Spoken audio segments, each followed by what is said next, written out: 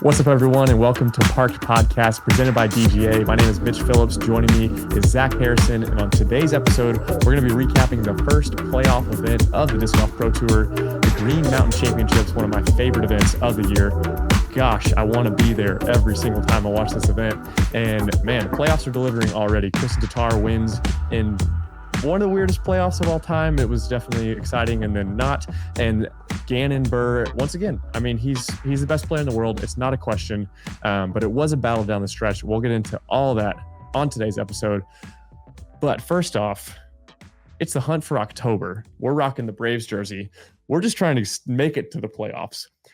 Squeak on by. We're trying. As Braves fans, we've had some great years, and we're just trying to make it.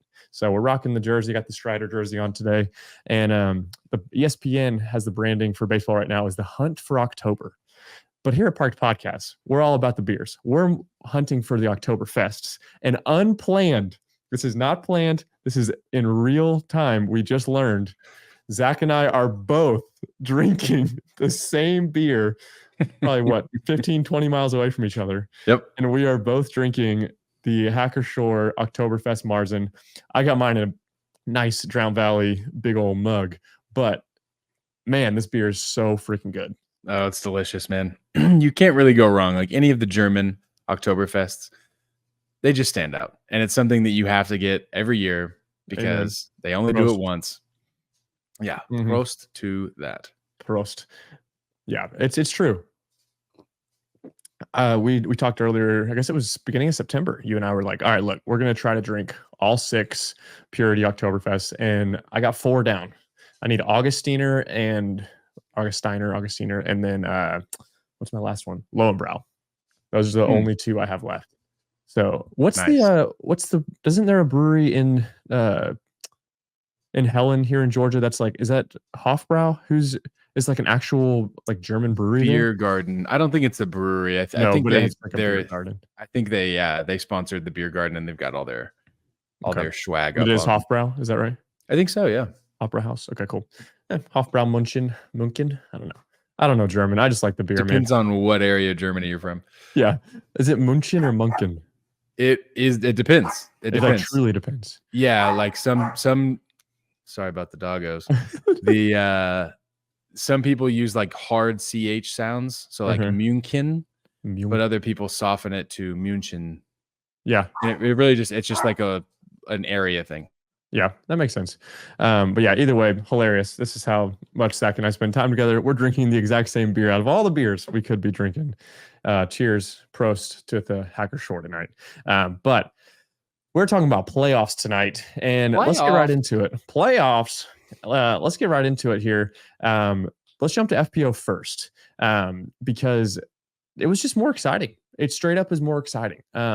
It's not that we just expect Gannon to win everything, but we kind of do.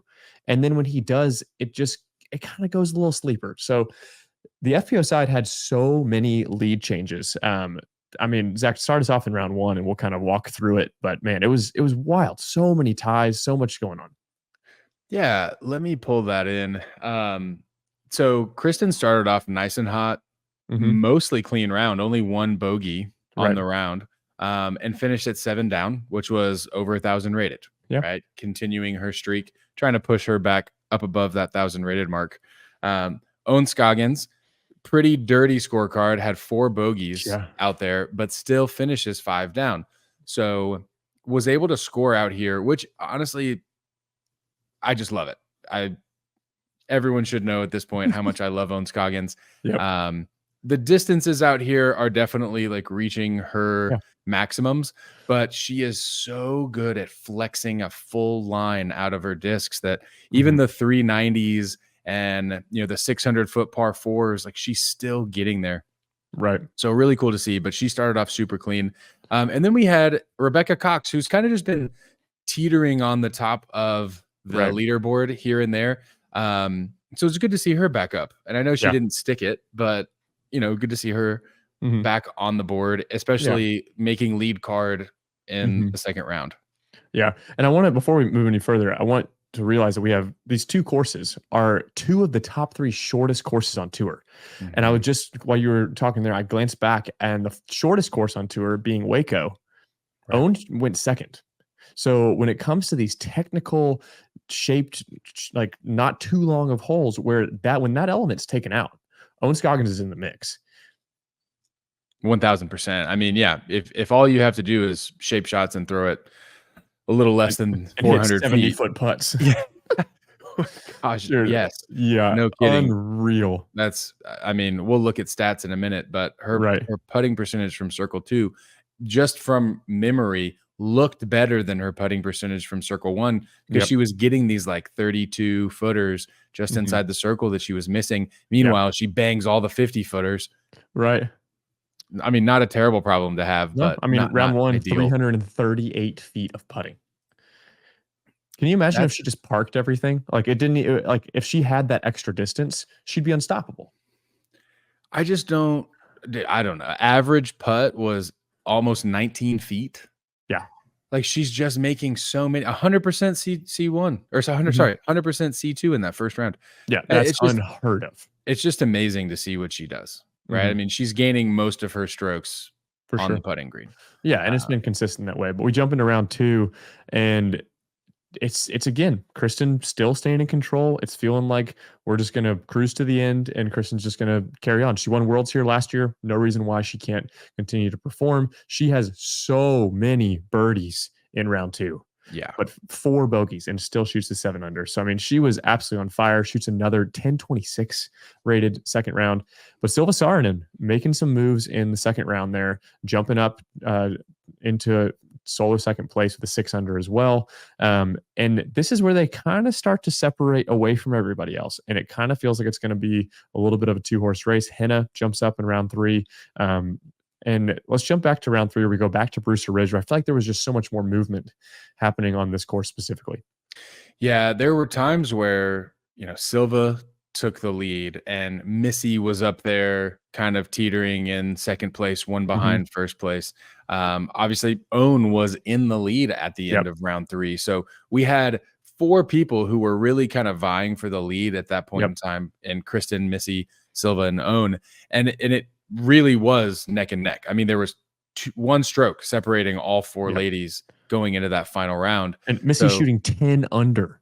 Yeah. 10 under, 1037 rated, beating the previous course record that was set by Kristen. I believe it was -8.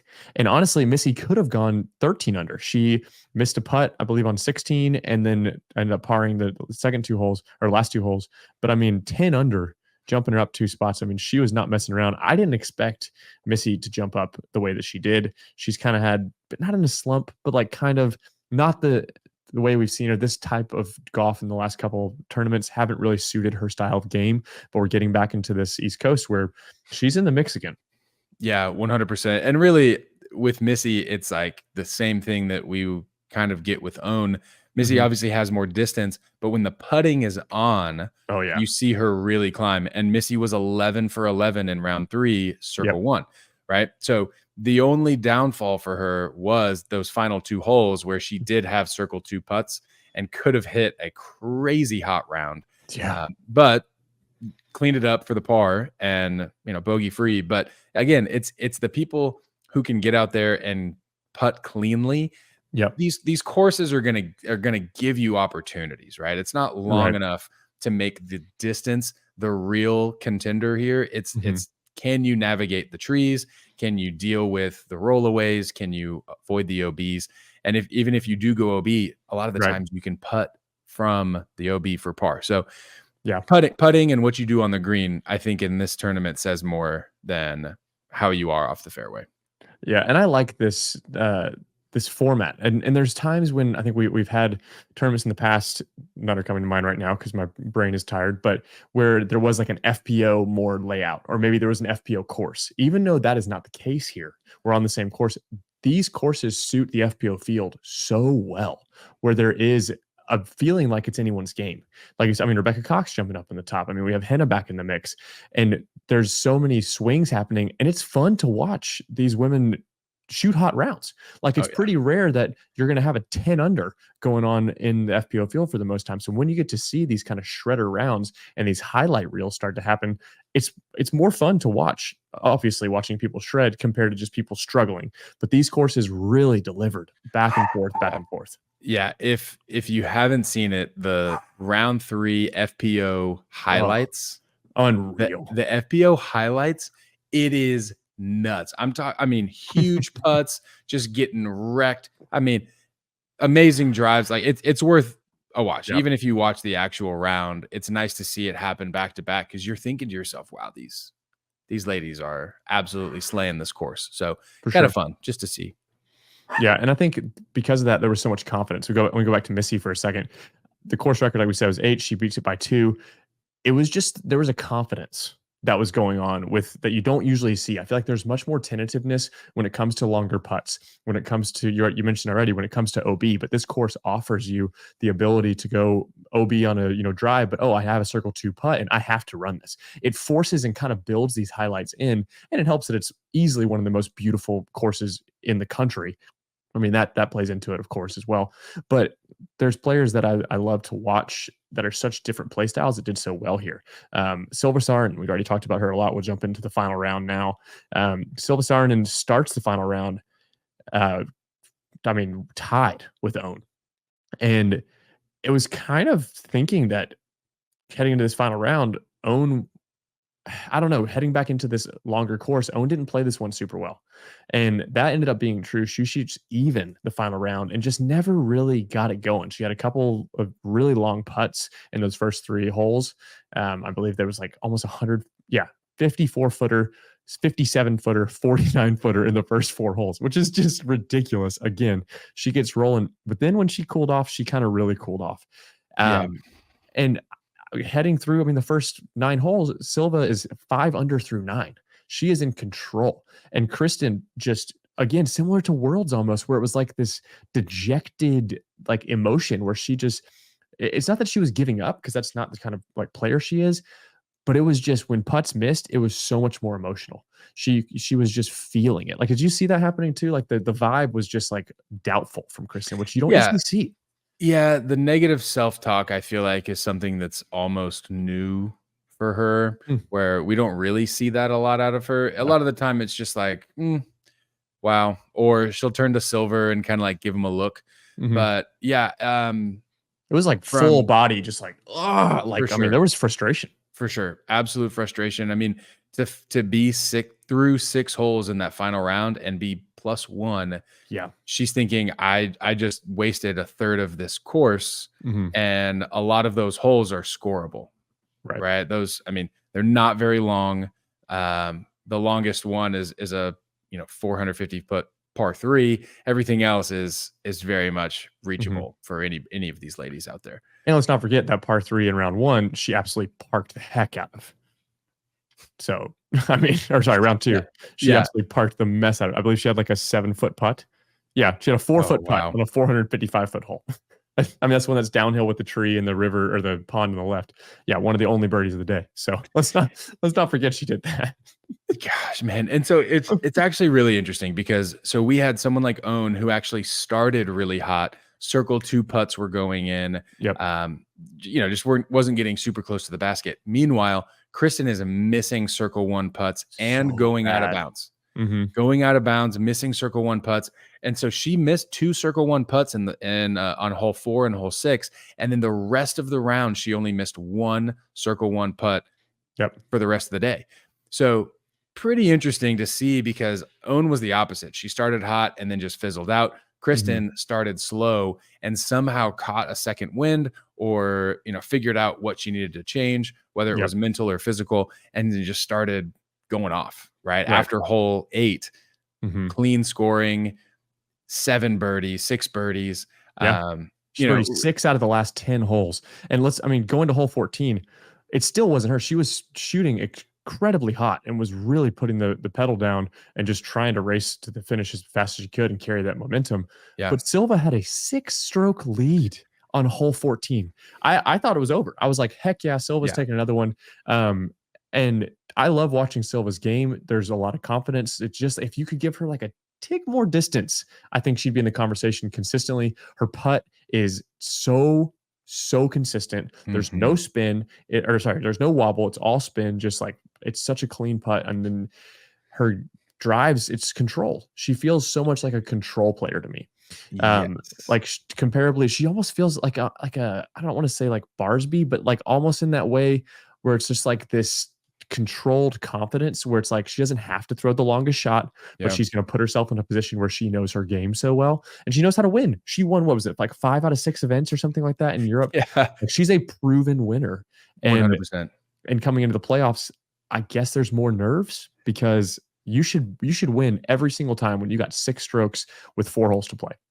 Or 5 Yeah, holes to play. it hard to know really like the situation. Obviously, Kristen puts pressure on whoever's behind or whoever's in front of her. Right. But it is, I mean, it's those last 5 holes. Silva missed the fairway on 15 and 16. Yep. And then again on 18, she went out of bounds. And so, she missed a circle 1 putt on 16. She missed a circle 2 putt on 17 and 18. So it's like all these things weren't clicking. What I really noticed, though, she uses understable discs to get like a full flight a lot of the time. Right. And I don't know if it was the wind or I don't know if she was just maybe pushing a little too hard or just missing her angles, but she was turning those discs over. And that could be nerves or just like, I trust this disc. I know what it does, but in these conditions, in this moment, I'm going to juice a little harder. I'm going to pull it a little bit more than I thought I would. Yeah. Yeah. And she was, like you said, she's walking up to shots where it's like, I watched round 2. She pured this line. Like, I forget what hole it is, the par 4 down the stretch. Is it 16? Yeah. I think so. Where she just like threw way too stable. Almost. But she did that same disc in round 2 and it pured the gap, was in a great spot. But then this time she goes way over the wall, completely in the middle of nowhere. Like you could see the nervousness really start to set in. Yeah. And I mean, she did a pretty decent job of getting herself out of those situations. I mean, she was still able to, keep a tie going, but when it came down to make this putt and you win the tournament, she couldn't do it. She couldn't seal the deal. It was so close. I know. Putt. And I mean, I love that like there was an opportunity and the tension. I mean, we were texting and just like watching it live and just going, I mean, to hear she makes this putt, she wins. And she knew it. She was looking at scores, no doubt about it. She knew I have to make this putt. And it wasn't even basket fault. Like it was just a touch high left. Like that's a putt that catches 3 out of 5 times, but it just was just enough pace where it just didn't stick. And it was heartbreaking. And instantly we go back to hole 18. I don't love that. I would have loved to see hole 1, hole 17. I've never been to the property. I know if you haven't been to a lot of these disc golf courses, they are laid out much differently than you think. You go to USDGC and you're like, whoa, hole 1's next to hole 2. And this hole 16's right here. Like you don't realize the layout of some of these, especially on this course where it's like, oh, there's a quarter-mile walk in between holes. Like, so jumping back to 18, we go to a playoff. Kristen, they both have great drives and they are almost in the exact spot. Do you think if Kristen had to putt first, Silva wins this tournament? Knowing what we know now, she hits the cage, rolls OB, which we've seen so many times on that basket. What do you think? Let me assessing the situation. So you're saying Kristen doesn't they both throw up shots. No, they both throw up shots. On the playoff, sorry. On hole 18 on the playoff. Yes, on the playoff. Because Kristen played hole 18 to perfection and Silva hadn't hit that and it was just kind of is what it was. She chained out. But we go to the playoff. They're almost in the exact same spot and they showed the overhead view and they were like 3 feet difference maybe. If Kristen was going to putt first in that playoff, do you think that Silva would have been able to clutch up or do you think Kristen would have hit that putt and we're game over? Yeah, man, so hard to know. I feel like, knowing Kristen, she's going to shine in that moment. Yeah. Right? Pressure's going to make a diamond with her. And I don't know if I can say the same about Silva. I mean, her putting is so clean. That's the hardest part is like, you really expect her to hit anything near the circle. It was a freak situation. Let's be Yeah, honest. I Like mean, the fact that the it hit the pickup nub and rolls all the way OB, like, and then what I dislike most about it is that Kristen was able to just lay up. right, and lay up for the win. Honestly, if she doesn't roll OB and she has to make a comebacker and we push, if she says she's close, because Kristen knew she was out of bounds. Yeah, Like that changes everything. Say she doesn't right. roll all the way out of bounds, Kristen has to make that putt She's gonna or we run the tie. putt. She's going to run the putt, and then we could have seen the same thing happen backwards. So I mean, Yeah. as much as we were annoyed with hole 18, it provided the putting. It provided that Mhm. upshot and the nerves, and that's a hard upshot to do with nerves going on, so much out of bounds going on. Yeah. And where those ladies are landing is kind of a little bit short of the landing zone as we see a lot of the men play that hole. So either way, it finishes out. Kristen takes down the first playoff event, and really just cements herself again. That even though in the interview, Brian asked her a really good question, and she was like, this year feels different. You're not, the emotion is different. You kind of feel like you won this and it's kind of a surprise almost." And she was like, "I'm having to work a lot harder," is what she said. But you also, like, she's won 6 times or something this year. Like, she's still crushing, and she was injured. She was out for a lot of events. She's still doing incredibly well this year. She hasn't finished out. Eighth was her worst finish, and that was at the European Disc Golf Festival in Estonia. Other than that, running down this year, 1, 2, 6, 2, 1, 1, 1, 1, 1, 1, 3, 8, 2, 3, 1. Like, she's literally always in the mix. But it almost feels like this season is just like, is she playing well? I don't really know, but she is. You know what I mean? Like Oh, yeah, yeah, it's for sure, for sure. it's And she was confusing. out for several tournaments, right? She had an Right. injury that took her out, but, like she said, in the past, like, when she was playing well, it was really good. Yeah. She couldn't And lose. now it was like, "Oh, I just didn't know what I was doing right. I Mhm. wouldn't do anything wrong." So I just kept doing it. But Mhm. now it seems like maybe there is a little bit of something in her head that tells her, like, you really have to push. You really have to Mm. make these Yeah. putts. You really can't miss the line. You can't go OB. Right. And so I don't know, maybe it's just something stacking up in her head that's kind of giving her pause to maybe think a little bit more rather than just Maybe. going and scoring. And if she misses, she keeps pushing.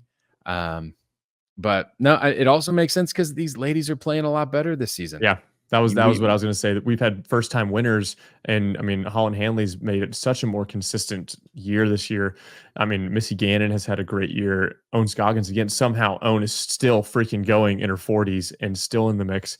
Evelina having a great year as well.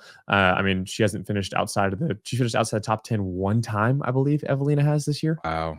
It's like, and she missed a couple events again with the European, but she's barely finished outside the top 10 multiple times. So it just feels like the tournaments that Kristen has won, I don't want to say they've been forgettable, but there are so many events that we play on the Disc Golf Pro Tour that it's just like, you don't think about, oh, they won it. Cool. Like, unless you were there, unless you had a core memory, unless it was a first person, like, to win an event, it's not memorable. It's not the big ones. And I don't feel like Kristen has won the big ones this year, even though she did win European Open. We'll take that out of it. But still, like, it doesn't, you know what I mean? It feels different. Like, she even said that, just feels different. I feel like I'm having to try harder and it's Yeah. not coming as easy, which I think is a good thing for the FPO division as a whole. It's good for the sport. Yeah. Well, yeah, Kristen takes it down. Also on the podium, we have obviously second place, Silva Saarinen. Owen Scoggins does hold on to that solo third. Holland Hanley makes a really good jump, coming up 3 spots, shooting 5 under. And then fourth, and Missy Gannon, again, something about those final rounds tend to get Missy or Holland, and she shoots the +3. Just never really could get it going. 0 for 6 circle 2 putting for Missy in that final round. Just never could really have it moving.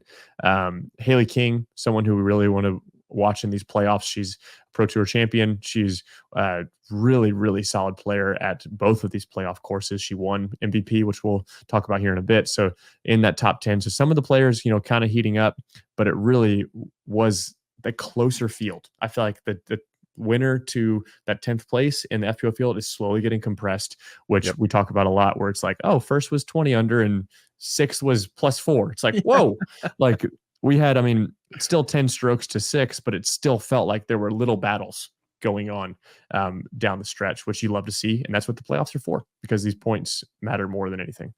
But let's jump into MPO, where Gannon Burr I mean, 4-round tournament. Is anyone going to win a 4-round tournament other than Gannon Burr this year? Dude, I don't know. Andrew Presnell. That's the only one. Yeah. that was a major. But even then, that is the only 4-round tournament that Gannon Burr has not won this year is Champions Cup. Is USDGC 5 rounds?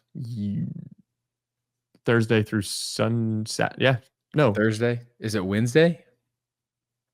Is it Wednesday? Is it 5 rounds? No. It's 4. It's got to be 4. It's the 10th through 13th. 10th, 11th, 12th, 13th. Yeah. Okay. 4 rounds. It's 4. So I don't know, man. That'll decide it.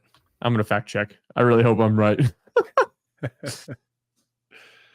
Yeah, 10th through 13th, 4 rounds. Yeah. Okay. Which we will be there. I'll be there Saturday, Sunday. You'll be there the whole time. It's going to be a blast. I'm so excited for that event every year. But jumping over back to MPO, Gannon wins by a ridiculous 7 strokes. And it played out like it was so much closer. I'll say that. Oh, yeah. It felt closer. And it took, I mean, Gannon said it in his interview when he wins.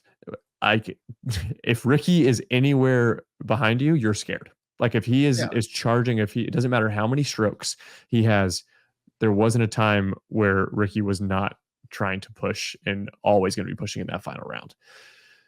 And he's won this event, 5 times or something out of the 10? 5. Yeah. Yeah. So the man knows how to play this course. Mm-hmm. But Gannon just did not let up. Dude. And it was, there were so many opportunities, honestly, that Ricky could have taken advantage of. But when those opportunities happened, he wasn't actually hitting the putts or making the shots that he really needed to have. And it's one of those things where if Gannon gives you an inch, you absolutely take it every single time, or else he's gone. And before you know it, he's 9 down through the back. No, but yeah, last 10 holes, Gannon was 9 down. So it's like, how do you win when the guy doesn't take his foot off the gas pedal, even to make the hard turns? Yeah, I mean, Gannon had to birdie. I believe it was like 8 out of the last 10 holes or something. He had to birdie to actually have a chance, which is, I mean, to have a chance. I mean, to continue on, like the pressure was there. Like he said, he was like, I was matching with Rick as far as I could and could feel the pressure, even though, I mean, they both shoot 12 under, which is just ridiculous. But they were pushing the entire time. Ricky really started to make a push. I think he closed the gap to, was it 2 strokes, 3 strokes at one point? It was something like that. He closed down. I think it was 2. Yeah. And then it just, Gannon's going to Gannon. I will say, let's jump to the highlight round, this absurd, ridiculous round here of round 2, where he shoots 16 under. Could have honestly been a perfect round. He played for par on one of the holes and had the one missed putt from 6 feet, 16 feet, not even 10 feet. Yeah, I think it was like a 22 footer, but for him, he's got arms that are 9 feet long. I mean, that's I mean, he's literally, that was a close your eyes and he makes that putt 9 times out of 10. And it was just a lapse of just complete focus. It felt like, and keep this in mind. He missed a circle 1 putt on hole 12 for eagle in that same round. So if he would have made the eagle on 12 and then made the putt on 17, he gets a perfect round, quote unquote perfect round. I want it to happen. And with that, let's talk about this. Is Fox Run too easy? Is the distance plus the difficulty just too simple when you have, I mean, clicking this round button, you got a 16, 14, 13, 12, 12, 12, 11, 11. Like you have, I mean, 10, 12 people shooting double digits. No, 15 people shooting double digits. Yeah, there are a lot of people who shot double digits, but keep this in mind. I mean, these are the most elite players in the world. Right. So for us to ask, is it too easy? Well, I mean, like who? Right. Is it too easy for Pro Tour? I would argue that some of the events we play, there are courses that are too easy for the Pro Tour, but you really can't base it off of scoring. You cannot base it off of scoring. And I'll historically go back to when Paul Macbeth shoots the perfect round at WR Jackson. Mitch, when will you ever? Obviously RIP The perfect W.R. round Jackson. was D-Glow. He shot 16. He shot 16 at 16. Okay. because I was there. I watched that round Thank you. happen. Thank That you for was correcting me. wild. I Yeah. felt like I was saying something wrong. Yeah. Okay. But the 16 under at Jackson was 16 disgusting. under at Honestly, W.R. Jackson. Honestly, 16 under at Jackson's better than 18 under at D-Glow. Honestly. Never going to happen again. Never, ever. Getting a birdie at W.R. Jackson is absolutely amazing. It feels so good. You're right. You're so right. So there's no reason for us to compare the course to the scores because these guys are built to beat the course. They are going to beat the course. They'll do whatever they can. They'll throw sky rollers to beat the course. They're going to figure it out. Not only are they the best physical players, but they're some of the best mental players in the game. So I don't know. In my opinion, I think the score just says this is the bar. Yeah. I think you're right. And the players want to come back and play these courses. So many people say this is their favorite event. Oh, so I don't think something needs to change in particular. I know every year they adapt and they try to make it better or harder a little bit. Right. But it's a new bar that people can start to think that's possible. That's possible, right? The 4-minute mile wasn't possible until the first guy ran a 4-minute mile. Yeah. And then all of a sudden people started running 4-minute miles. People started running 4-minute miles over 10 miles. I mean, an average. Forget the Olympics. I think it was the 10K there, or no, I think it was the 5K. I think 5K was done in like sub 12. And it was like, oh, you could run 3 4-minute miles back to back to back. The speed walkers were walking 6-minute miles. Like, come on. You would never think it's possible until someone tells you that it's possible. And then you're going to think, okay, well, I'm going to do whatever I have to do that. And so I don't think it's too easy. Okay. I think this offers as much of an exciting, physical, demanding tournament as we would ever need. Now, you could argue that scoring separation doesn't exactly happen quite as often. Now, that is a little bit more of a realistic pull because we want scoring separation. You know, a finishing hole that everyone can birdie, that's not fun. Right. But I think you hit the nail on the head, though, as you said, it's exciting. Yes. If we lose the excitement and the course is boring, it's, whatever. But no, there's so many shots that need to happen and so many things need to go right on these courses. When you head into this, do you think over 4 rounds you're going to shoot 46 under? No. They average double digits plus. Heck no, I don't think that's going to happen. But the fact that you said it is possible, and it's not like they're going, well, I shot another 10 under. Cool. Like it was like, I shot 10 under. Hell yeah. Like there's a true like shock of like, wow, that's possible. And there's also so many people shooting that where it's like, that's the bar. That's what you got to do this week. I just don't want to see it get to the point where our sport goes, you have to shoot double digits on every single course. And if you don't do that, you lose. That's where it's like, if you're not shredding, if you miss one tiny little thing, I like the ability to have, but I mean, at the same time, Gannon sometimes is, at this tournament, he was 4 back after the first. He was on tied for 9th after round 1. Yeah. I don't know. I feel like there's a knife's edge of like, is it too simple, but do we lose excitement? And right now I feel like we are in a good spot. You made a good point. You turn my thought on that for sure. Let's jump down to, obviously Gannon wins by stupid amount, 7. There was a stat that I saw, I think it was on DGN or Statmando had put it up. It's like Gannon wins these 4-round tournaments, and it was like how much he won them by. Yes. And it was like he's averaging like 5 to 7 stroke wins. Yeah. The 8-stroke win. It's that he's truly overtaking them and no one has a chance. Yeah. He's not really abiding by the standard rule of like coast and be safe. Like you've got a 4-stroke lead with 2 to play, lay up for He went par. 8 down on the back 9. No, he's not laying up. He's not laying up for anything. He's like, oh, it's within 40, within 50. I'm going to run it. Yeah. Because he can bang those putts. And so for him, honestly, like he is one of the most exciting players to play. I'll be honest, he's one of the more frustrating players. If you're not a fan of Gannon Buhr, he's one of the most frustrating guys to watch because he's so talented, because he can do basically everything. You're watching him and you're like, all right, all Gannon has to do is miss and Ricky has a chance.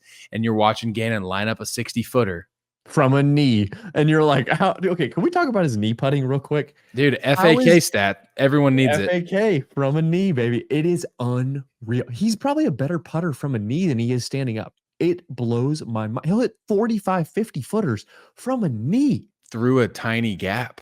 It blows my mind. It blows my mind. We can talk about Gannon forever. He definitely practices it. Oh, no doubt. He He's definitely practices all the screwing time. around. So like, sure. if you expect to be good at it, you should practice it. I practice it, right? But it's like, because you got to be familiar with it. Right. Regardless, he's a very exciting player to watch. Maybe frustrating if you're not a Gannon Burr fan, but like, you cannot deny the raw talent that this guy has. Of course. Right. It's like watching a Derek Jeter. It's like watching a Tom Brady or a Michael Jordan. Like, if you're the opposing team, you don't like them, but gosh, do you have to respect these people? Right. It's true. And I mean, he's the number one player in the world. He's winning the Pro Tour points right now by 200 almost. But let's not forget that Ricky Wysocki is quietly having, without that many wins, Ricky Wysocki is having one of the best seasons he's had in a long time. Usually Ricky pops off and he catches a couple wins here and there, but we're talking Ricky feels similar. I mean, Calvin's still in third in the points. Let's not forget that. But Ricky feels like Calvin's season last year to me. And my point being is he's not winning all the time, but he is always in the mix and he is consistent and he is pushing other people to have to play great. And Gannon is that person he's pushing. If you would have told me at the beginning of the season, we can probably listen back to one of the first episodes we did, I would not have said that the 2-horse race is going to be Gannon versus, I would have said Gannon for sure, but I would not have thought that Ricky was in that second position consistently the way he has been. Where we've watched Paul kind of, I mean, he was in the mix a little bit this week, which is great to watch, but we've watched kind of the change of guards, so to speak. Ricky's not going anywhere, man. And it is, I mean, he's a crowd favorite. I love Ricky as a human, as a disc golfer. Like, he truly just feels like he keeps pushing the limit and keeps having so much fun while playing at such a high level. I mean, he's still doing these rounds where he's having 100% putting. He's still jumping these final rounds and pushing and shooting 12 under in course. He shot multiple course records this year. And it's wild to see him still doing it.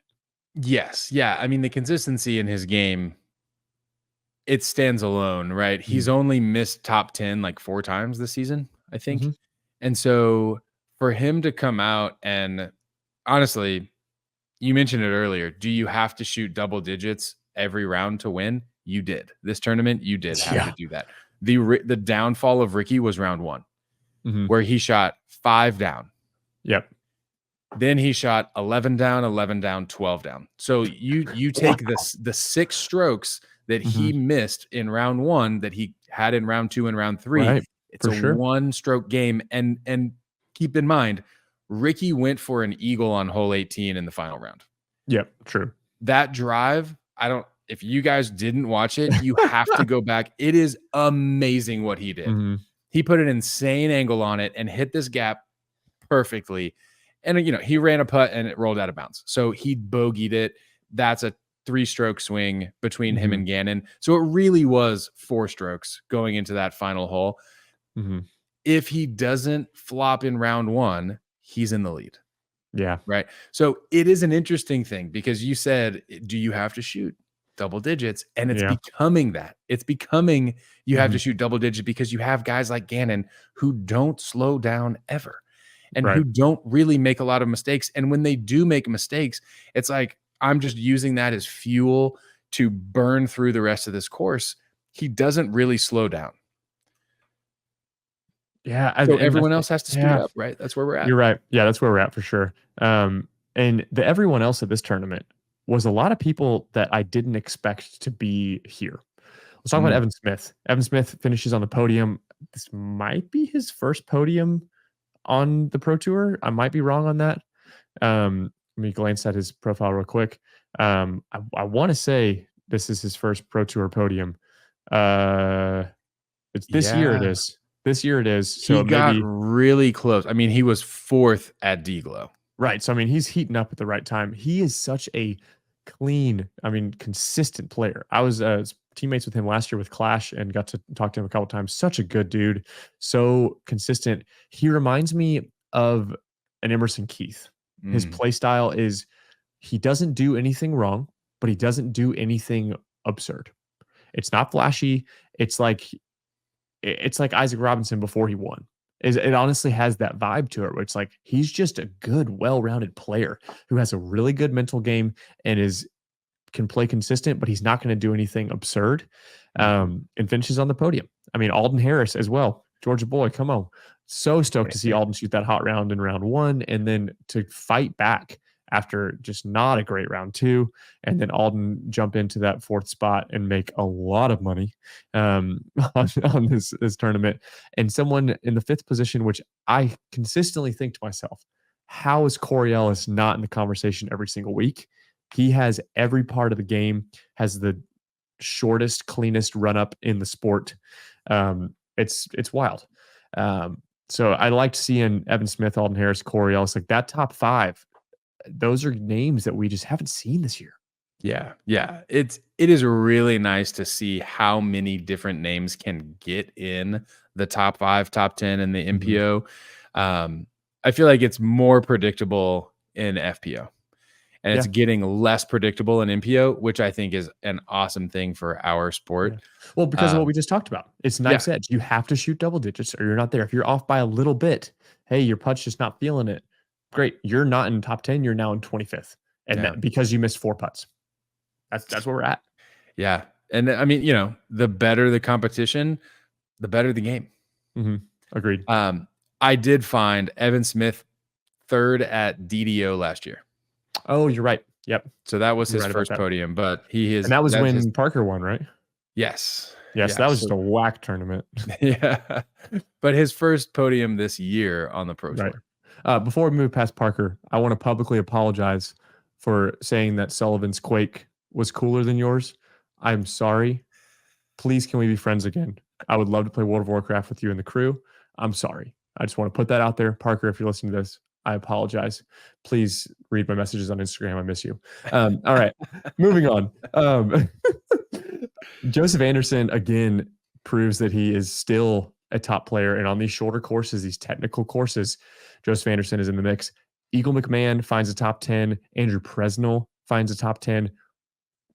That might be Andrew Presnell's first top 10 since he won the major. I want to say that's pretty close. Yeah, I think that's right. But we've talked about it before, I believe it was last week, that disc golf feels better when Eagle McMahon's in the mix. It just feels better to see him.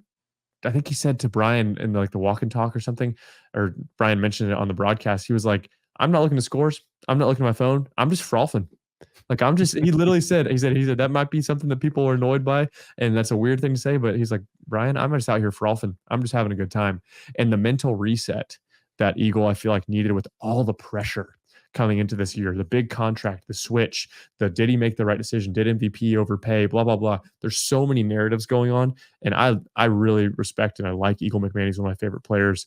To see him completely turn everything off, go back to his roots, be the weird vegan Pokemon kid that we know and love, or not vegan anymore, whatever. But to see him, mixed, he eats the fishies, it's fine. But to see him back in the mix feels good and heating up at the right time because MVP is a place that he can play incredibly well. And I've been saying for a while, the fact that Eagle McMahon hasn't won a USDGC is crazy to me. We're coming down to a time of the year where those names start to rise. And the consistency, why Ricky Wysocki's still around, because he's been so consistent. He knows these courses. He's not a player that's playing this course for the 2nd or 3rd time. He's playing this course for the 10th time. And he knows how to be on the podium. You know what I mean? So overall, really cool to see some of the names come back in the mix in the MPO field. I love this freaking tournament. We will be there sometime soon because Fall Fest with the beers, with the live music, this entire event is just a blast. But before we move on to tour points, I want to talk about ticket sales. I want to talk about the vibe and the way the Pro Tour, this event was like, it looked empty. The drone shots, the ticket sales, the vibes, it was like, that's all that's following a lead card. It was surprising. And I talked to some people that I know with the tour and whatnot, hearing their opinions, and all of them were like, yeah, there was just less people there. And that's been consistent at a couple events this year. But some of the big ones in our sport puts itself in courses and in places and in cities that are not the easiest to get to. We talked about USDGC. Rock Hill's kind of a weird, random place to have a tournament. I mean, there's very rare we have tournaments in big cities. Do we think the Pro Tour needs to do something different? Is it courses? Is it, hey, I'm paying more for the same experience? Like, why are ticket sales down instead of going up as a whole? And what can the Pro Tour do? What are your thoughts on that? Yeah, I think they're moving in the right direction with offering more than just come watch disc golfers play, right? Yeah. You've got night markets, you've got events, KJ is going to put on a DJ set, whatever it is, Yeah. little things like that. That's the right move. I know the women's championship was it Austin, Texas? Yeah, where it was like on the brewery property. Yes, they were doing a whole bunch of stuff specifically for kids. Ooh, they had like movie night on the lawn, like free popcorn, free ice pops or whatever. And so little things like that, I think, are going to start moving the needle, because let's be honest, it's the kids that are going to get their parents next generation to take them. Right. So I think focusing on the youth of the sport would do one big thing that could help grow. But I do think there's a point to where are we hosting these, because I mean, put like IDGC and WR Jackson, what used to be Champions Cup, beautiful property, but it is kind of in the middle of nowhere. Yeah, you're 45 minutes, almost an hour from Augusta. Yeah, the closest thing you have is Augusta, and like people know that just because of the Masters. But you tell them it's an appling, and they're like, like what? A small apple? What is this? Idlewild, Burlington, Kentucky, like these random places. Like Morton, Illinois, right? Milford, Michigan. Yeah, it's like these random places. And okay, you and I are familiar with this. We talk about on the podcast a lot. Breweries. How many breweries have closed in Atlanta area in the last 9 months? I think it's like 7. Yeah. Like Elsewhere just put up a post that they're closing. Like there's so many breweries that have closed, but a lot of them, their locations were moving past the point where you can't just have a brewery in an industrial park and hey, you're going to sell beer because this is the place to get beer. You got to have a good location. You got to have a great patio. You got to have events. Like disc golf tournament events, it's got to be the draw. And like you said, with the kids, it's if you go to a baseball game, tonight's on the field tonight is the local all-star team, right. Yeah. So what is it? What is it for disc golf that's going to make that happen?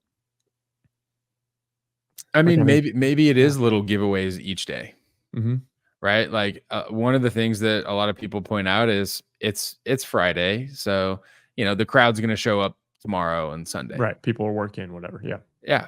So, but first 500 through the gates, today you get a towel. Tomorrow you get a mini. The next day you get sunglasses. Something that's not expensive for these companies to make, but could kind of put things on the map a little bit. Right. Look at the bobblehead market in baseball. I mean, good night, gosh, dude. Your brother pays his mortgage with that. I mean, basically. I've been a bobblehead mule a couple times for him this year. Yeah, man, it's a fun game to play, the bobblehead mule game. It is. But yeah, it's kind of like that, right? Like, can we make collectibles happen? Yeah. Maybe that's it. Like maybe disc is already pretty collectible. But if it were in a populous area where there were lots of places to stay and like cool bars or restaurants or breweries or amusement parks, like that stuff could draw more people, or even just an airport. Good point. Yeah, you're not wrong. You're not wrong. Just make it close to an airport and you'll probably get more people. Yeah. It's hard to know exactly what's going to solve the problem. I'm also not a CEO, so I'm never had to really think about all this on a big like branding business level. But but there's been budget cuts. There's been cuts with media, like the Pro Tour. I don't know if they're in the green. I doubt they are with how much they're cutting people who run the cameras. Like it's sad to see the fat getting trimmed, right? Yeah. Our purses aren't going up. If they are, they're going up less than 5%. Right. Like, I mean, there's really not over on Ultra World's podcast with the Upshot, they do a purse watch. And like every tournament they've talked about, it's like, hey, 1%. Hey, this went down. Like, that's not what you need to see for the sport to grow. We get to the playoffs, we got Barbasol, we got stuff like that, whatever, some decent stuff, but it's like, is that growing the sport? Is that growing viewership? I think it'd be cool. They would never do this. Maybe they would, to actually see viewership numbers from DGN, to actually know how many. I mean, you see it on YouTube. It's like, okay, a couple thousand people. Like, how many people are actually tuned in to watching right this now. stuff? Like, how much impact is that really having? Is the fact that the broadcast was freezing a freaking ton of times and I was annoyed as hell this entire weekend? That was the worst I've had in a long time. Yeah. You were saying you had to keep clicking the watch live thing. Let's jump into some news here as we're talking about this.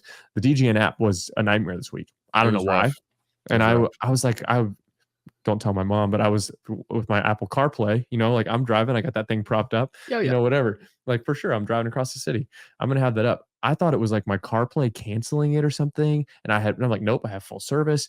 It didn't matter. We were talking with Gage and you in the group text. If you were on a TV, if you were on an Android, you were on Apple, it didn't matter. It kept freezing and it would not recover. Usually, it buffers, comes back, would not come back in key moments where I was like, no, like, I don't know what the deal was. It was bad. It was bad. It was pretty frustrating. And then imagine you're the guy who's like 45 minutes behind and you're just trying to catch up before the end of the round. Mm-hmm. And then all of a sudden your app crashes and you open it back up and you're just watching live again. Right. Like I was there at one point. I was like 3 holes behind. I'm like, well, yeah, I guess I'll just look at, PDGA live and see what happened for those 3 holes. So yeah, it was bad. I don't know, that obviously it shouldn't affect people who go in person. DGN shouldn't. But the whole idea is if you're watching it on DGN, you're more likely to go watch it live and they promote it. And so, yeah, it's, that's a tricky place to be. DGN's got to fix what's going on. I don't know what they were doing or what's happening. They made the big shift with the tour this year with PDGA and DGPT becoming its own thing. And there was a lot of moves this year and there was a lot of doubts. It's better than what it was, because earlier this year when they full left Vimeo and became its own thing and everything, like, it was bad. So I don't know what the deal was, because I don't feel like I've had that problem.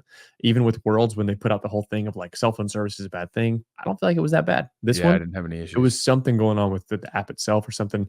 That's got to change. Also on the production thing, nitpicking here, as someone who works in production, as someone who is an audio guy that has been in a live production spot, that has run audio for broadcast, that knows how simple it is to just know there's got to be not that many inputs of like where I'm receiving audio from. When the commentators say, Brian, what's going on the field? Hey, Nate, what can you ask us this thing?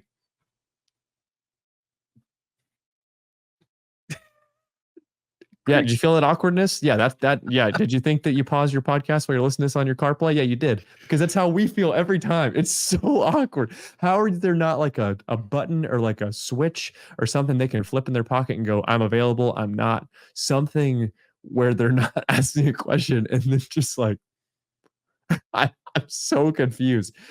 It happened a lot this week. And I get it. I've walked the courses alongside Brian when I was at Des Moines and watched him have different conversations with people, whatever. And like, he's got a live pack on and a mic and like trying to figure it out. And it's kind of jerry rigged. Like, I get it.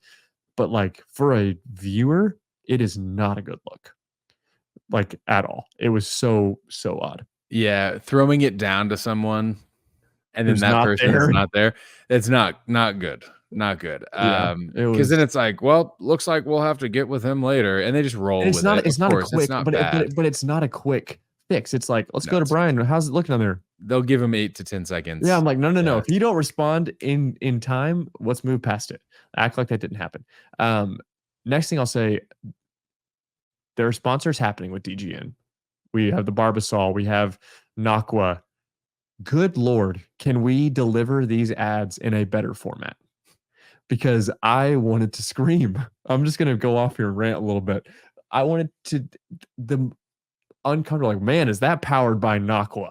Is that the Barbasol clean shave as Henna Blomroos hits the steak and your clean shave replay? Like, no, you don't need to say that. It's on the screen. And it was more than normal. Almost like they were like, look, they're paying a lot of money. It's the playoffs. We need to make sure we get these people for next year, make sure they're getting their times. And do you remember the episode of The Office where the guy just kept saying eat fresh? Yeah, Right? yeah. Like out of nowhere. And you're like, are you being paid every time you say this? He's like, uh-huh, eat fresh. Like, whatever it is. It felt that way. And it was weird. I haven't noticed that, but this week it was like, are we just like checking a box? I don't know. It was funny. Yeah. I mean, I'm a radio listener, right? Like I listen to the Braves on the radio a lot. Yeah. And they always they do fold it in, right? There's a little bit of tact that goes in You to fold let's in the like cheese. let's Fold in the cheese. fold the cheese into the Yeah. sauce here. Mhm. How do you fold? How do you fold the cheese? It's yeah. So the Braves sponsored by Louisiana hot sauce, Yeah. right? So anytime it's like, wow, he Louisiana caught, hot sauce caught not one made in in the Atlanta. hot corner. Of course not. Yeah, caught one in the hot corner. Speaking of hot, let's throw a little Louisiana hot sauce on this. Thanks to our sponsors, right? They just kind of mold it in. So I guess they're trying to do it that way in the sense that, the close shave, like, okay, not bad. Like you barely miss the tree. You push through the bush. Like, okay, close shave. It's punny. It's cool. Do I want them to have easier ways to make a little bit of advertising? Yeah. Does it bother me? No. Here's what does bother me though. DGN Pro, is it only one round ad free? Because oh, really? Are you getting like round one, you can watch MPO ad free. So when they cut to an ad, you get the whole 18 live silent stream, whatever. Yeah, silent stream. It's just whatever it is, right? Yeah. And so I don't have to watch ads. I don't have to mute my TV for 3 minutes while they play like obnoxious music, right? The same 6 ads or whatever. And it is the same ads all the time. I would say that would help advertising a little bit, is let's jazz it up. Yeah.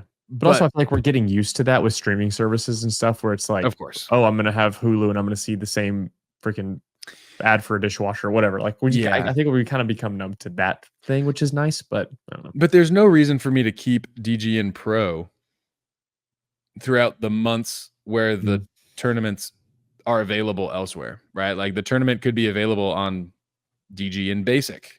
Yep. Why am I paying for DGN Pro? You're paying for DGN Pro because you want to take it back to Marty McFly So High with no commentary and just the peacefulness. I will say DGN Unplugged, not bad. Kind of a vibe. You and I, like, you can have a full conversation and you can test yourself in commentary. It's actually a pretty good vibe. When we were having beers, we were going before a Braves game. I forget what tournament. Was that Worlds? Yeah, it was during Worlds week. Yeah. And it was like watching Unplugged. I was like, this is nice. Yeah. I mean, we're vibing. Yeah. It was so I don't know, man. I appreciate that they're going that route. Right. Like it's kind of the way of the world. I'm used to it. Less cheese, more substance could be good. Yep. Better clips, different clips, new sound bites. Even just changing the music would make me happy sometimes. That's a good point. Yeah. I'm tired of hearing that I don't flex. Yeah, but they are flexing, and they're squeezing the disc. It's flexing. Yeah, I kind of hope my buddy who does disc video, I hope he's the one who made that. I'm gonna ask him afterwards. I'll ask him and let you know, and I'll give him some crap about it. But yeah, I agree. Anyway, we're nitpicking, but as viewers and as stuff like that, when we're talking about what's gonna grow our sport, what's gonna make the tour grow, I'll tell you what was highlighted this week was having Nate Sexton on the desk. I love having Nate Sexton. He is someone who has such a good vision. He has a good understanding, and he brings the best out of Nate Doss. Yeah. Because when it's just Nate and Terry, there's moments where I'm like, I don't know if I'm listening to, like, it gets weird and I'm like, I don't like this. But Sexton kind of brings the best out of whoever he's with. And that's a skill. As someone who's done commentary before, like, it's hard to do that. And you got to have someone alongside you that can pull the best out of you.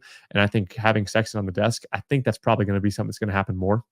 I hope so. Because he's not playing as many tournaments, Yeah. But, we'll see. But he shoots it I was clean, right? Like he's not the type of guy to fluff everything. Mhm. He's gonna tell it as it is. And Right. even if he disagrees with someone, he will tell you. He's gonna be like, Doss, I completely disagree with that Mhm. because this, and he like hits his point, and it's always very eloquent.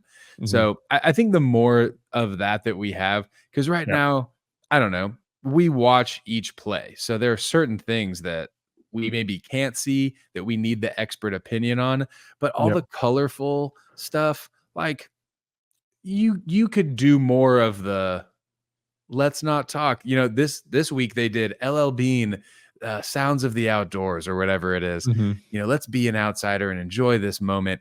But it's like it's only like 30 seconds. Yeah.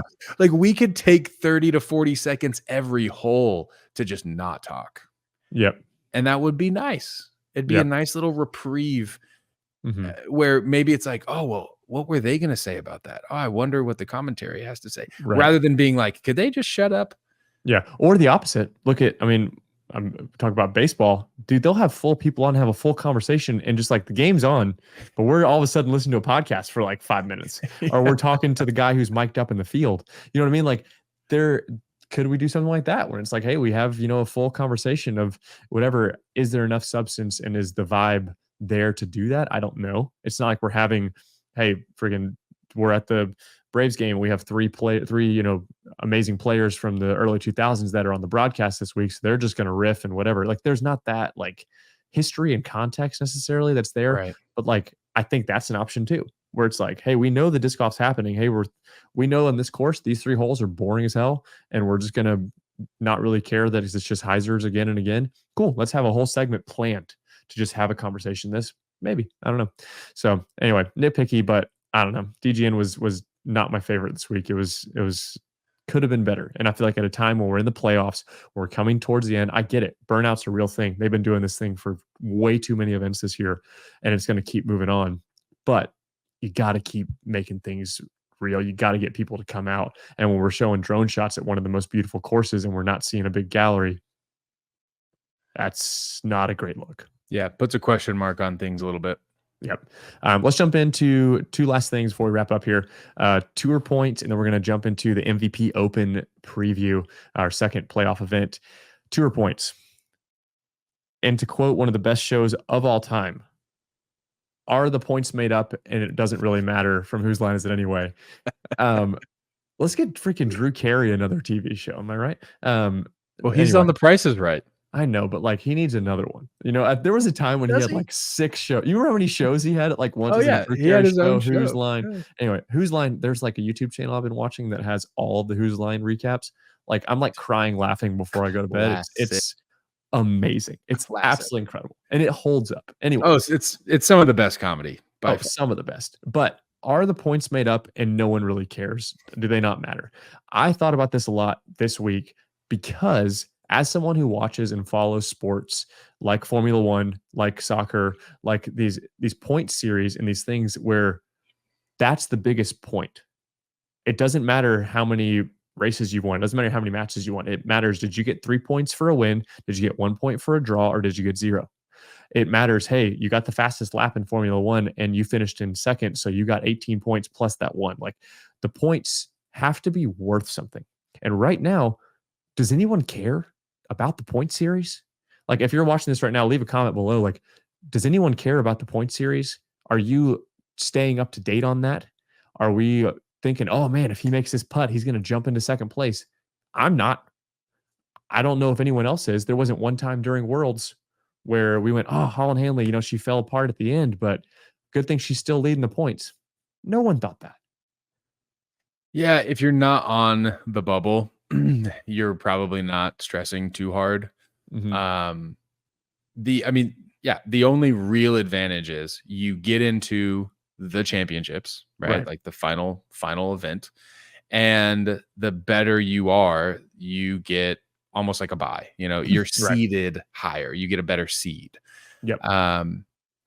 I personally don't love the way they do the whole seeding process and how you get a lot of strokes. You get so many strokes, man. Like I just don't think that's fair. I don't know. Yeah. I don't really love it. personally. I don't know what I would fix about it, so I'm not going to say anything about changing it, but it is an interesting way to kind of put people in that situation. Um, so I guess that's the big difference is, do you make the playoff at Yeah. that final event, and are you grinding from, you have to start in round one and you're just stroke play the whole Mhm. way through and just trying to push as hard as you can, Right. or can you coast a whole round and join in the next round with Yeah. 9 strokes under par or whatever it is that they give these guys? It's too many. It's way too many points. But yeah, I don't know. I want it to be like Formula One, like soccer, where it goes, hey, you can be crowned a champion with 5 races left, with 10 games left, because no one can catch you. I don't think that's the way we want to go. It's kind of anticlimactic. But Yeah.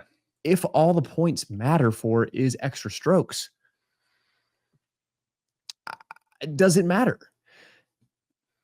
I don't know. Like if you're on the bubble, the top 20 in FPO, if you're the top 32 in MPO, like, does it matter? Other than, hey, you have a chance to play one more tournament. Well, they're doing it for the money. They're gonna make a lot of Yeah. money out of it, right? So Right. if you have a chance to play, you at least have a chance to win more money. And Mhm. I think as long as you make the cut, Right. there's a decent amount of money to be won. Yeah. What last year Now, pushing, that was the biggest purse of the year, was pushing 40K. it was pretty huge, They and it's haven't announced it always yet. I think they said on the broadcast they will be announcing, or I think they were asked, or the Jeff was asked about it in the conference, I think, in the press conference, and he was like, we'll be announcing that in the coming days of what the actual check will be for the Pro Tour Championships. Oh, okay. So maybe they're still waiting on more sponsors. I don't know. But Okay. like you're saying, it matters if you're on that bubble and you go, wow, I could actually make the Pro Tour Championships the first time. That's a big thing. Yeah. It matters. It matters especially as a young player, like to get Mhm. in and make the playoffs, and even as a veteran, like to miss the playoffs, right? Like, Yeah. imagine you just won a championship last season and now Mhm. you're missing playoffs. Like it's just not a good look. So I think there Right. is a drive there. Yeah. However, imagine you're, I don't know, let's say you're Nathan Queen and you're in 30th place and you get 0 strokes advantage. Mhm. Meanwhile, Gannon Burr, the first place participant, is Mhm. already minus 10. I'm not excited. Like, oh, No, I'm I'm not. And not excited at and all. and that's a good point, because I was there when Nathan Queen won that thing, and it was just, he just had to stay in it. That was before there were extra strokes added. He just had to stay in it, and he shot the hot round again and again and again, and actually just did it.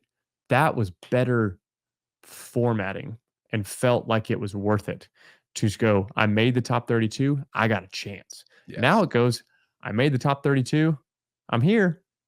Do I have a chance? No. Probably Like, not. Not with these guys up top, man. yeah, it's, I don't know. I agree. It's something, but it's like, if it doesn't give you extra things, what is the, I'm not super familiar with golf, but is it FedEx Cup? What's the one The where you get Ryder extra Cup. Ryder Cup? So I think the thought is to make it similar to that, but is like, do we need that in our sport? Do we need a point series? I think we got to find an identity to what the point series is, and where the Pro Tour is at right now. I'm just going to say it's not there. The points are made up. It doesn't feel like it matters unless you're on the bubble. There are players who are on the bubble. You made a good point where, hey, I won this multiple events last year and I'm not even going to make the Pro Tour Championships. That hurts. Mm. So what's the fix? Real quick, first thing that comes to mind, what's the fix to where do these points matter, and are they worth something different next year? Go. Um, how to make it worth it. There you go, because that's what every single person at the Pro Tour is thinking is, Yeah. what is it worth? What is it worth other than you get more strokes at the end of the year? Is anyone thinking about that? Are these players that are in these top positions, are they thinking big picture throughout the year? Are they thinking next tournament's all that matters? I guess that might be why they do it, Mhm. because it's not just each tournament is a separate thing. I mean, Yeah. it is, but it's like playing in a league. Right. You know, I show up every week, not because I expect to win every week, but because at the end of the league, I want to have accumulated points, right? Because I could win the Right. payout at the end. Yep. So I guess that's where they're trying to come from is the more events you can play, the more events you do play, you have better opportunities for the end of the season. Right. How to make it happen, how to make it worth anything next year. Do you get to sign up for tournaments earlier than everybody else?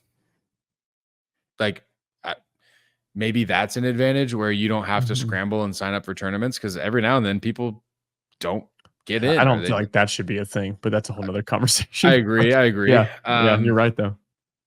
But yeah, like year over year, I don't know if you're in the top let's say top 5 finishers, you get to pick your own card for a tournament. Like, I don't Yeah. It's know, like like something. some sort of like, here's a I don't gimme, know. here's an advantage. Like, Right. I just can't think of anything, honestly. Yeah, and I think that's the problem. So I think I don't know, but anyway, just a thought of going like, do the points matter? Are we really overthinking this, and should there be value to them? I don't know. Um, but because we don't have a championship, we do have a championship, but it's like, is it? Yeah, I don't know. There's a lot of like, again, going back to what's going to do it. I think our sport has a lot of identity things that need to figure out where we're going to put time and where we're going to put effort and money into to make this be a pillar of why to watch. Is it just the week? Is it because it's my favorite player? Is it because it's a great tournament? Or is it going, I'm paying attention to these points? Because I'll tell you right now, I'm watching Formula One and I'm going, this team is never going to beat this team. Williams and freaking like Kick Sauber, who cares? But Yeah. Williams and Haas, but guess what? They're never going to win. But every single week it matters. Did they score 1 point over this other team? Because that's going to matter for millions of dollars next year. How do we do that in disc golf where it goes, if I don't make that top 32, I lose my contract. I'm going to make less money. Like, I don't know what it is. There's got to be something where it's other than I get strokes and I get to play one more tournament. Yeah. It's Or even gotta like be something else. relegation, like Yeah. in the Premier League, worst teams Right. get relegated. For sure. So I don't know. Maybe there's something like that. I wish we had the Manufacturers Cup where like those points added up for like a team value. Right. A constructors, manufacturers cup. Yeah. For Yeah. sure. If I there was love like that. a team value to it, then it's like I'm winning not only for myself and for my playoffs, but I'm winning for the team. I don't know. Maybe there's something to that.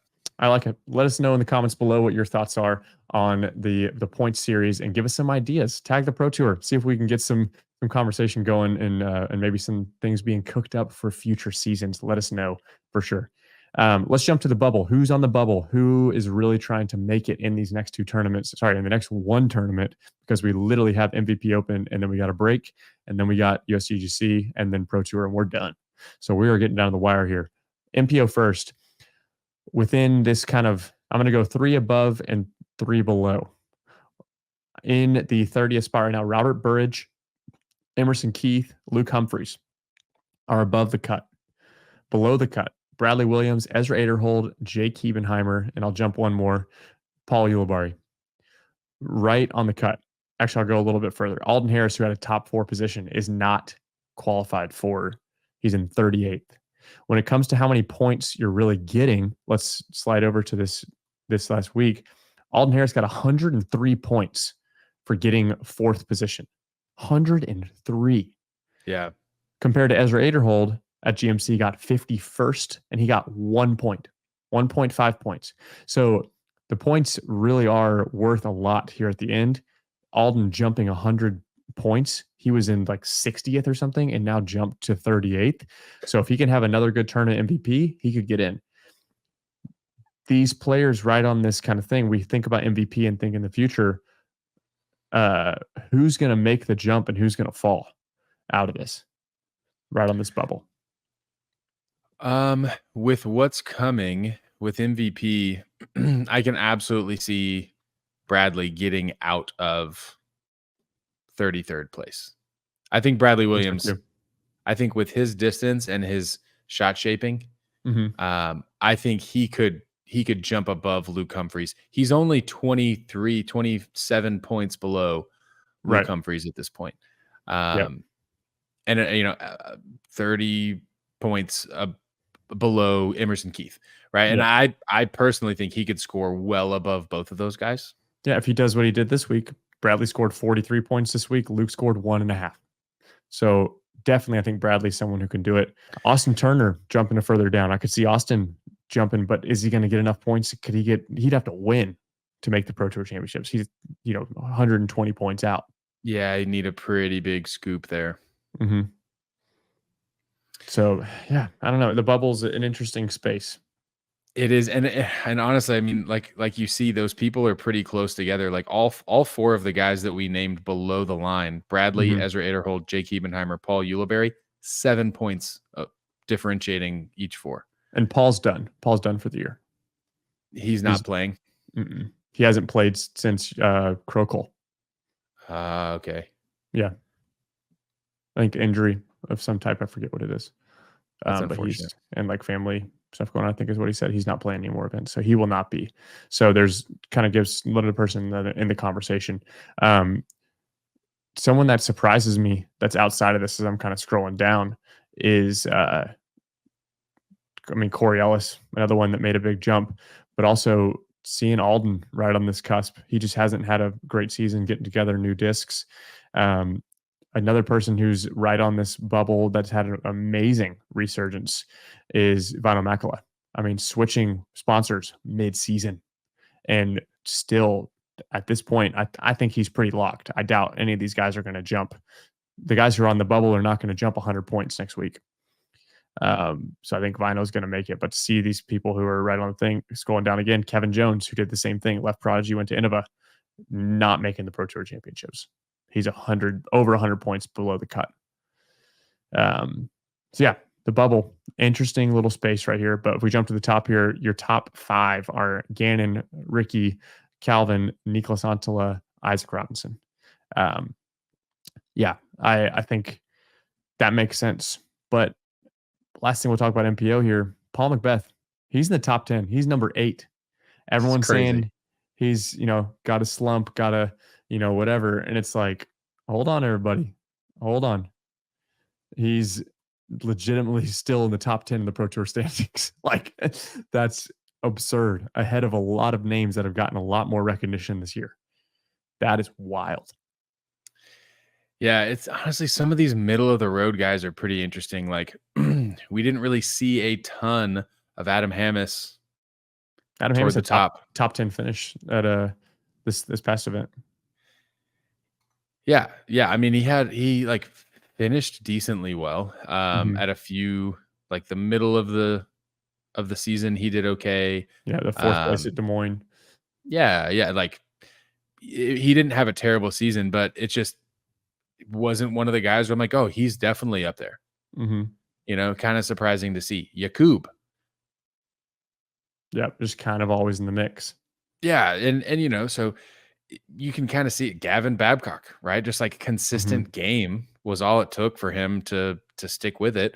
I mean, he's got some like 31st finishes that are counting toward his points, 22nd finish, 14th, 18th, 19th finish. So it's like all you really need is consistent top 20s, and you're making at least getting into the championship. Yeah, it's not easy to do. Eagle McMahon, 24th. He's missed the first 6 events of the year.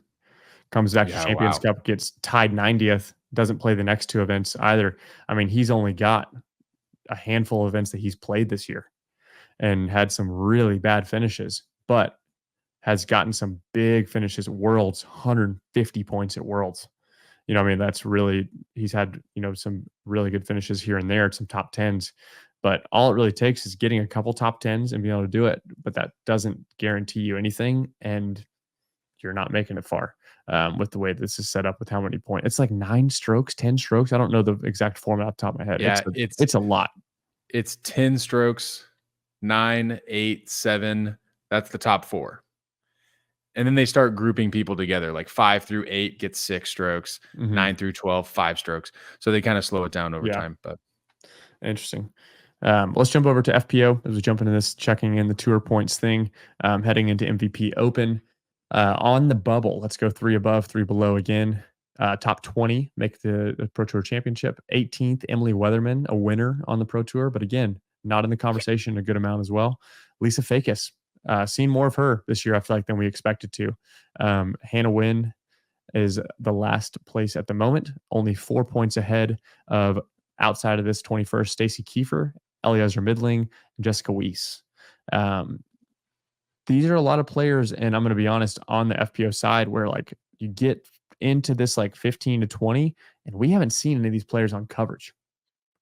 Like we haven't seen a lot of these players outside of the top 11, 12 on camera this year, but they're still battling for this spot.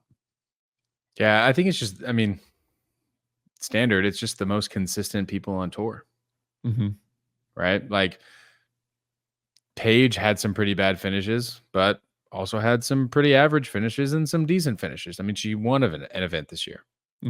Haiti Line, we've seen her kind of climbing up the ranks a little bit. Right. Haley King's just been kind of floating around, making her way through, battling an injury a little bit. Rebecca Cox, we saw her this weekend. We've seen her in some events throughout the year. So it's just kind of like, I don't know. It is an interesting thing to see, and it's an interesting way to be able to evaluate your season as a whole. Right. I don't know. Maybe I'm reconsidering. Maybe it's cooler than what we're giving it credit for. I don't know. Yeah. Let's jump to Haley King. She won MVP Open. Let's kind of, as we continue on this talk here, she won MVP Open last year. She's sitting in 13th right now. She did not have the greatest, kind of middle of this area, but also, honestly though, sitting in 13th, I mean, she started out the year 42nd, then jumps to a 4th, 32nd, 10th, 4th, 2nd. Like she's had some really crazy finishes, second places at a bunch of events. And in the last couple of events, she's averaging in the top 5. In the last events that she's played, going back to Des Moines, she didn't go to Europe. So she got 7th, 2nd at Ledgestone, 7th Worlds, 2nd, 7th. So she's averaging in that like top 5. So really a player that's heating up at the right time. And this is an event heading an MVP that she won last year. And that could be a really big jump. Say she wins, this event that you're looking at. I mean, how many points to the person that won that? 150 points is what these are worth for a win. She gets 150 points. I mean, she's jumping into the top 5. I mean, she's right in that kind of that bubble. So yeah, wow. Or top 8, I guess. So really interesting. There's a lot of points to be played with, yes, on the bubble, but these players that if they can finish really well and have a good finish this season on MPO and FPO, they're jumping and gaining 2-3 more strokes for when it really matters most and when that payday is the biggest. So I'm surprised to see Eliezer Midling outside of the championship. She's had some really good finishes, but just hasn't been able to find the consistency yet. Des Moines being her tied for 2nd, I feel like was the best. It was definitely her best of the year, but hasn't all come together yet. I think she needs another year on tour before she's like really cemented into the mix. And I don't know who else you got. That's kind of surprising. Yeah, the only thing about Ellie specifically is a lot of these ladies are taking multiple events off of their record because they've played enough events where certain events get stricken, like your worst rounds get taken out. And only 2 of Ellie's worst rounds have been taken out because she didn't go to Europe. She didn't play a lot of these events that, some of the silver series that other people were playing, which I think is smart as like a first year touring player, not to just overwhelm yourself with all the events. But yeah, I think that may be one thing that's kind of holding her back. Honestly, I'm pumped to see Lisa Fakis up there. In the mix above the cut line right now. A name that we know, she's been on tour for years. She's definitely a veteran at this point. But not someone that we're typically seeing at the top. She's certainly not really podium very often. She got her podium at Ledgestone Open. Thank you. I was like, just out of nowhere, read for a second. Tied for 2nd. Yeah, so has been there, but most of her events she's floating around like the like on average 15 to 18. Yeah, which makes sense. She's sitting 19th overall. So I don't know, just cool to see. Kind of fun to see who can string it all together. Right. When you look at the big picture. Yep. Well, we head into MVP Open as we wrap this thing up in the preview next week. I'm excited for it. We got Matty O, who took it down last year by 4 strokes. Aaron Gossage and Eagle McMahon tying. And once again, Ricky Wysocki not far off the podium in 4th place. On the FPO side, last year we had Haley King win by 1 stroke over Kristen Tatar, and Owen Scoggins on the tying for 2nd, and in 4th place, Evelina Salonen. So a lot of players we just mentioned that are kind of there. Matty O, one who's where's he sitting right now? Just again, a player that's just kind of in the mix. Matty O sitting 12th overall in the Pro Tour standings, but took him a long, long time to get that first win. Do I think he's going to repeat? No, I think Gannon's too good. I think there's players that are playing too consistent, but I'm going to go ahead and say right now, Ricky Wysocki's winning this tournament. I don't think he finishes the regular season before Pro Tour Championships. I think he wins one here, and he does it at MVP Open. His game is so freaking close. And last year, Gannon Burr did not play well at this event. I don't even see his name in the top 20. Did he even play this event last year? I don't know. He finished 11th. Okay. Yep.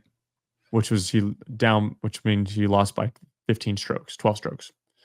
So anything can happen. Right? Anything can happen, for sure. For sure. But Eagle's heating up. He plays this event super well. But I'd love to see Ricky. Man, give me a Ricky Eagle battle. Like, come on. That'd be so nice. And we haven't had anything like that in a hot minute. Like, give me Eagle winning. I mean, okay, no, that's my pick. Eagle winning his title sponsor event. Eagle winning MVP Open. That's my pick. Would be to finish off a year where everyone questioned everything, and he goes, you know what? Home turf, MVP Open. I'm going to win it when it matters. And I mean, Simon did it. So yeah, why not? Say Simon did it too. MVP to the moon. That's where I'm going for this event. Who you got, MPO? Before you say that, we do have some rumors of some course changes at the course. We haven't seen any at the time of recording this Monday night. So we haven't seen any videos or people talking about the course and, practice rounds, but there is rumors of some course changes happening. I don't know what those are. So maybe little things in the mix, who knows, but. All right. Dude, honestly, so Ricky was my choice. Yeah, I don't want to be the guy who chooses what you chose and then Ricky's gone. Eagle done. Yeah. So I think after this week, because Ricky's been getting like teased essentially. Right.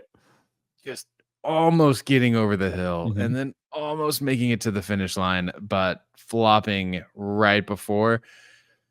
Your boy is hungry. Yep. He is hungry. And he's coming for Gannon right now. He's got to come out hot though. It's this first or second round. First round. His last 2 rounds are fire. It's this first or second round got to come out with confidence out the gate. And if he does that, if he shoots a hot round and he's in the lead card first round, winning it. But if he's in that like 3rd card, 4th card, it's going to be tough to battle back, similar to this past week. Yeah. FPO pick, who you got? FPO. Yeah. Oh man.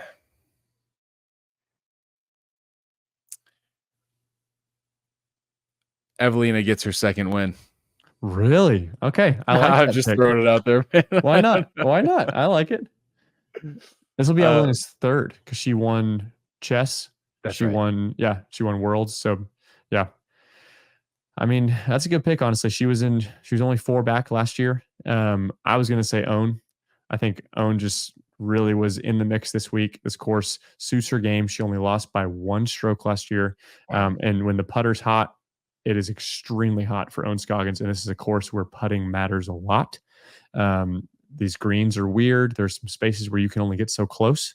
And I feel like Owen is going to be able to shape some shots and play incredibly well here. So Owen's my pick for the MVP Open. But an incredible, this back-to-back weeks is the most beautiful disc golf in the world. I mean, truly, Maybe not the World, European Open, and all those are gorgeous, but it's up there. This is my favorite time of the year in this Northeast swing. So let us know your picks in the comments below. I'm excited to see what happens. And this is the final playoff event / regular season before we get into one more major and a Pro Tour championship. And we're out 3 more events in the year. It is crazy. It is almost October. Feels like a blur. It feels like we were just talking about chess.com. It genuinely feels like that was the other day. So what a wild ride it's been. Thanks for listening to here at Park Podcast. Be sure to like and subscribe over on DGA's YouTube channel. Follow us here on Instagram, and excited for one more week of the playoffs. We'll see if our picks make it through. We'll see who's going to be on the bubble. Can't wait to hear Terry just absolutely become ornery about like, they're on the bubble. They're on the points. Who is doing the thing? We're going to see. But Zach, you want to sign us off here like we always do here at Park Podcast? Thanks, everybody. Peace, love, disc golf. And go Braves. All right, we'll see you guys next time. Peace.